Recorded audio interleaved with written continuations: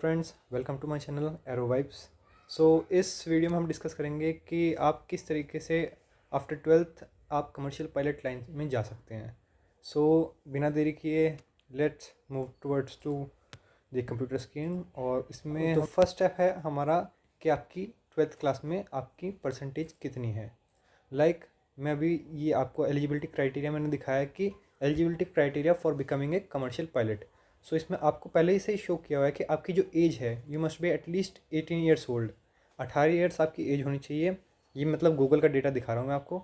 तो इसमें जब आप एप्लीकेशन को दोगे उसके बाद आपकी एजुकेशन क्वालिफिकेशंस क्या होनी चाहिए, यू मस्ट बी 10+2 और इक्वलेंटली एक तरीके से रिकॉग्नाइज बोर्ड से आप 10+2 आपने करी हुई हो किस सब्जेक्ट के साथ, फिजिक्स और मैथ्स और इंग्लिश भी इसमें कंपलसरी है। ये 3 सब्जेक्ट्स की आपकी रिक्वायरमेंट ज़रूरी है। और उसके बाद इसमें क्या लिखा है, you should have a minimum of 50%। आपकी मिनिमम 50% क्लास 12th में होनी चाहिए। और एक चीज़ मैं और बता दूं कि अगर आपके क्लास 12th में ये जो 50% आपको मार्क्स दिए हुए हैं ये इंडिविजुअल सब्जेक्ट्स में होने चाहिए। अगर आप किसी कैडेट पायलट प्रोग्राम के लिए जाना चाहते हैं, अगर आप 2 तरीके के इसमें प्रोग्राम्स होते हैं। एक तो आपका कन्वेंशनल होता है जिसमें आप सारे जो आपके एक्सपेंसेस होते हैं वो खुद उठाते हैं। दूसरा होता है कि आपका कैडेट पायलट होता है, उसमें आपका क्या होता है, जो एयरलाइंस के थ्रू आप एक तरीके से उसमें एनरोल होते हो एयरलाइन के साथ। और उसकी जो रिक्वायरमेंट होती है मोस्टली एयरलाइंस की अराउंड होती है, कुछ की 51% है जैसे इंडिगो का है, और अराउंड 60% आपकी एयर इंडिया का है, और डिफरेंट एयरलाइंस का अलग अलग होता है। तो उसके हिसाब से मैं आपको सजेस्ट करता हूँ कि अगर आपके मार्क्स जो हैं क्लास 12th में इंडिविजुअल सब्जेक्ट में फिजिक्स में अगर आपके 51% से ऊपर हैं तो आप कर सकते हो। और अगर आपके किसी भी सब्जेक्ट में कम भी हैं तो आप NIOS के थ्रू कर सकते हो। वो लगभग एक तरीके से आप कह सकते हो डिफरेंट प्रोसेस है, वो मैं आपको किसी और वीडियो में डिस्कस कर दूंगा। लेकिन फिलहाल इसमें चलते हैं। तो उसमें आपको क्या ज़रूरत होती है, फिर आपकी ज़रूरत होती है आपको मेडिकल फिटनेस सर्टिफिकेट की। ये आपको DGCA मतलब जो DGCA सर्टिफाइड डॉक्टर्स होते हैं उनके थ्रू करवाना पड़ता है।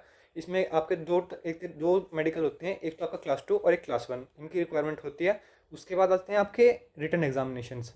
भाई रिटन एग्जामिनेशन अगर आप देना चाह रहे हो, मतलब इन द सेंस एक इसमें अगर आप कन्वेंशनल में जा रहे हो तो आप फ्लाइंग पहले भी कर सकते हो और बाद में भी कर सकते हो एक तरीके से। लेकिन जो रिटन एग्जामिनेशंस हैं वो आपको करने ही पड़ते हैं। अगर आप इंडिया से फ्लाइंग कर रहे हो या बाहर से कर रहे हो, इट्स अप टू यू।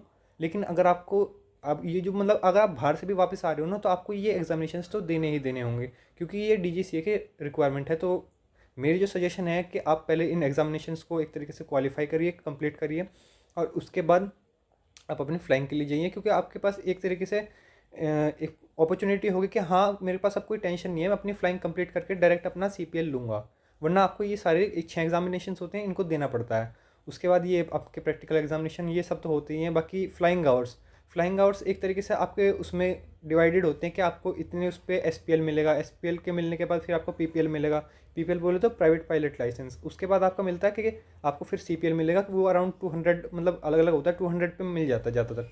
तो 200 पे आपको CPL मिल जाएगा, तब आपकी जो फ्लाइंग ट्रेनिंग होगी वो कंप्लीट हो जाएगी। इस तरीके से आप एक तरीके से कमर्शियल पायलट लाइसेंस बन सकते हैं।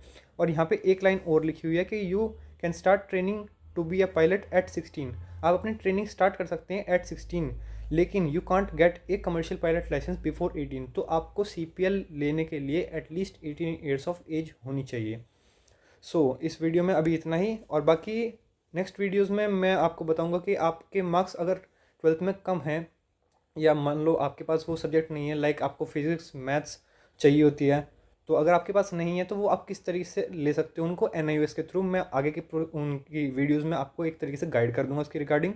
और बाकी फिर मैं धीरे धीरे अपकमिंग वीडियोस में आपको सारी चीज़ें एक डिटेल्ड उसमें बताऊंगा कि किस तरीके से आप कौन से आपको जाना चाहिए। आपको कैडेट में जाना चाहिए, कन्वेंशनल में, आपको एक तरीके से सब चीज़ का कंपेरिजन करके बताऊंगा कि किस तरीके से आप सब चीज़ों को मैनेज करके अपना बजट और एक्सपेंसेस को कंट्रोल करके आप एनरोल कर सकते हैं। Thank you.